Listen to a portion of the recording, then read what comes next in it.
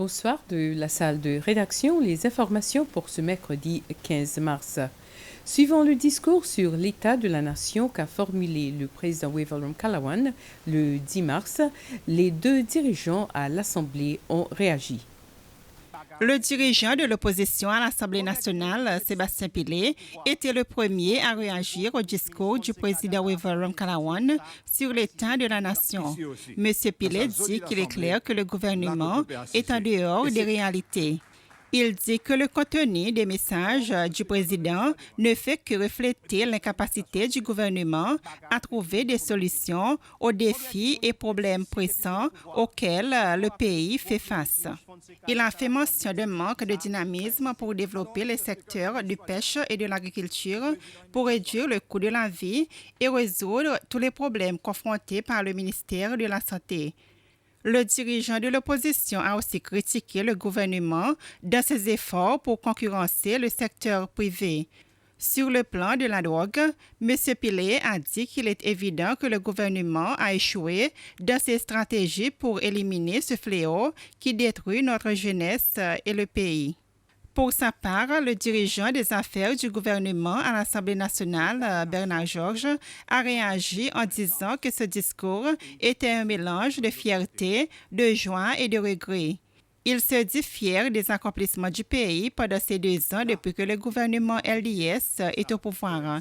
Il a également exprimé la joie pour la position qu'ont assumée les Seychelles dans les différents domaines au niveau international. Cependant, il regrette les défis auxquels fait face le pays, surtout les problèmes de la drogue.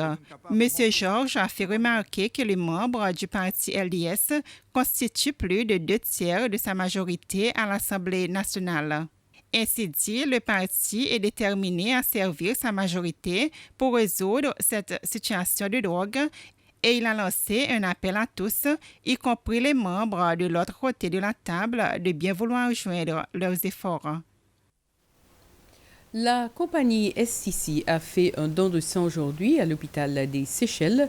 Ce don compte parmi plusieurs autres dons qu'a reçu cette année le centre de transfusion et qui aide à maintenir un stock suffisant de sang. Ce geste tombe dans le cadre des activités organisées par la SCC pour célébrer le 15e anniversaire de cette organisation. Environ 15 travailleurs s'y étaient présentés à titre de volontariat, dont certains pour la première fois et d'autres par habitude. Le responsable du centre de transfusion, Justina Hollanda, a encouragé les organisations de venir de l'avant pour organiser de telles activités pendant toute l'année. Aujourd'hui, le 15 mars, c'est la journée internationale des droits des consommateurs, mouvement à travers lequel les consommateurs sont investis de leurs droits et pouvoirs. Le thème de cette année donne ce pouvoir aux consommateurs à travers la transition vers l'énergie propre. Ici aux Seychelles, la Commission du commerce juste, qui organise plusieurs activités pour commémorer cette journée, a dit que le pays a été champion dans le cadre des efforts pour amener les sources d'énergie meilleures et plus propres.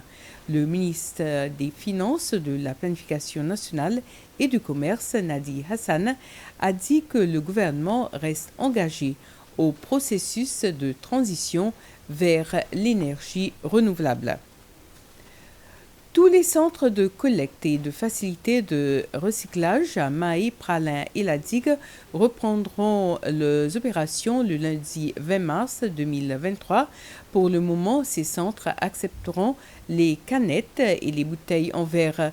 Les clients ayant de grandes quantités sont appelés à solliciter un rendez-vous au centre de leur choix pour éviter des inconvénients.